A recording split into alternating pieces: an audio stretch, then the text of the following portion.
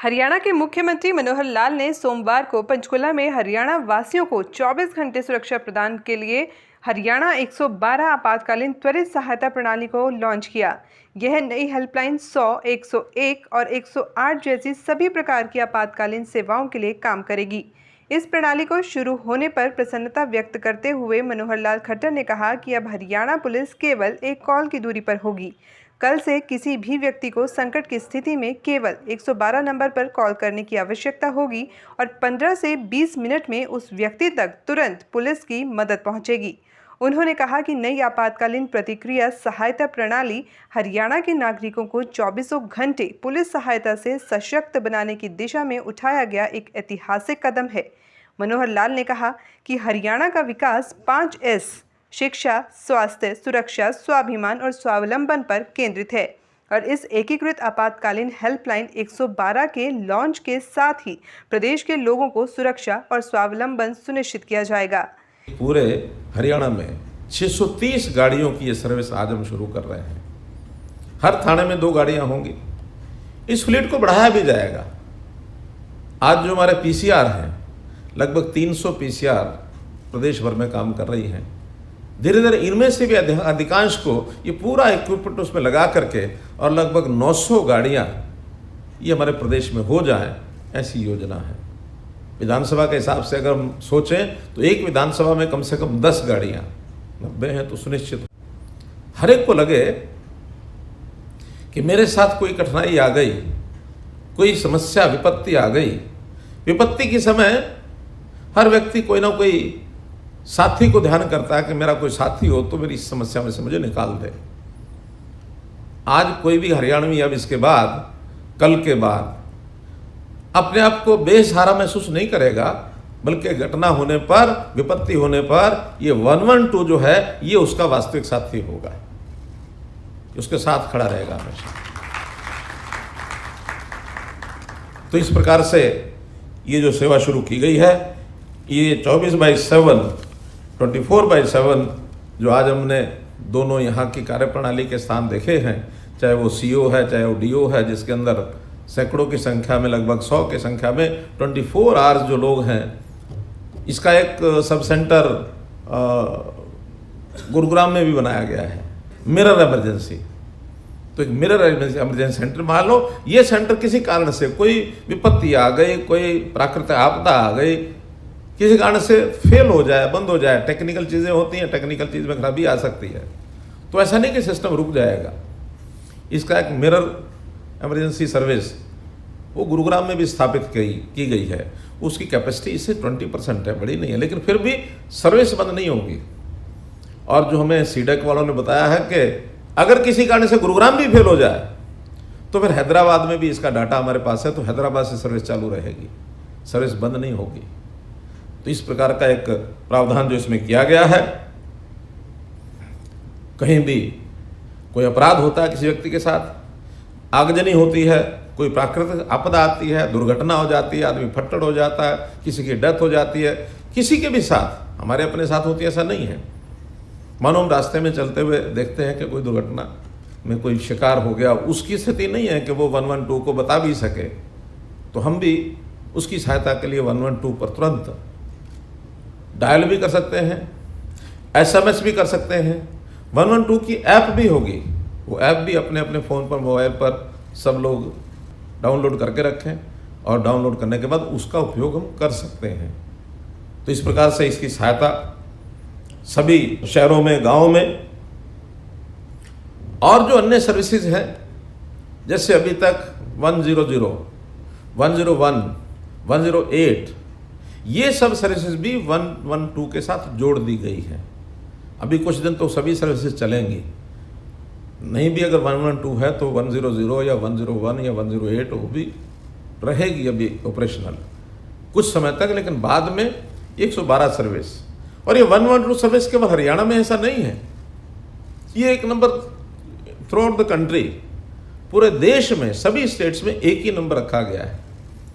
हम मान लो किसी और भी प्रदेश में हैं, वहाँ भी ऐसे किसी विपत्ति आपत्ति के समय हम 112 डायल करें तो उस प्रदेश की जो व्यवस्था है उसमें से हमको वो सहयोग मिलेगा। ये धीरे धीरे पूरे प्रदेश में, पूरे देश में ये सिस्टम जो है शुरू हो रहा है। एम्बुलेंस और अग्निशमन, इसके लिए भी लगभग 5000 ऐसे कैडेट्स को ट्रेंड करके वो साथ जोड़ा गया है, ताकि तुरंत आवश्यकता पड़ने पर एम्बुलेंस का फर्स्ट एड का काम भी कर सकें, या अग्निशमन में भी छोटा मोटा जो एक इंस्ट्रूमेंट उसका साथ में जोड़ा गया है, उसके लिए ये ठीक है कि बड़े सिस्टम को तो तुरंत वहाँ से, यही जो 112 के सिस्टम में चलने वाली गाड़ियाँ ये हैं एमरजेंसी रिस्पॉन्स व्हीकल्स, ये बाकी सिस्टम को अपने आप कॉन्टैक्ट करके उनको बुलाएंगे। तो ऐसा नेटवर्क, त्वरित नेटवर्क बनेगा कि हम कभी भी, हमारी हरियाणा की जनता का कोई व्यक्ति अपने आप को अकेला महसूस नहीं करेगा।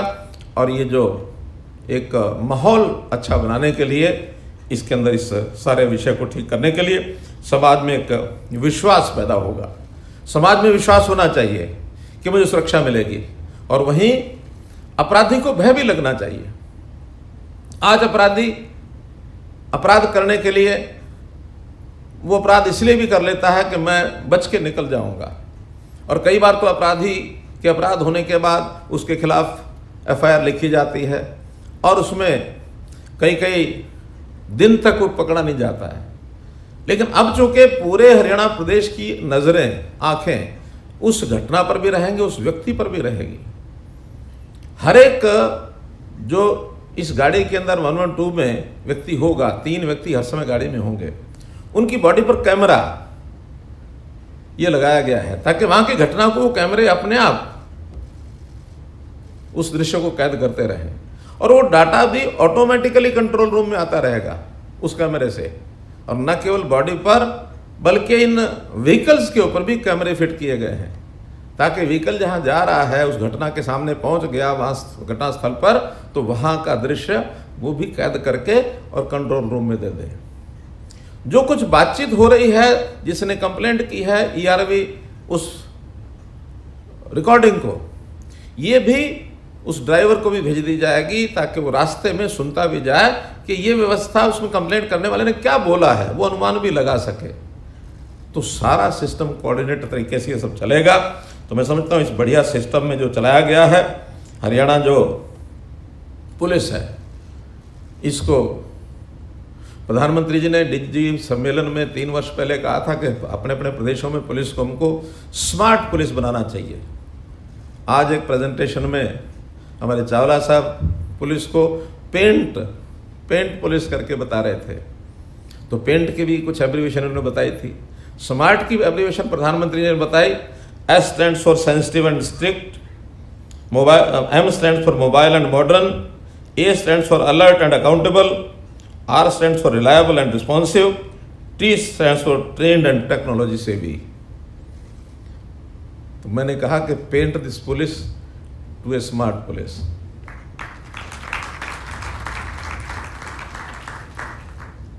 तो ऐसा हम अपनी पुलिस को अच्छा पुलिस का एक स्वरूप बनाएं।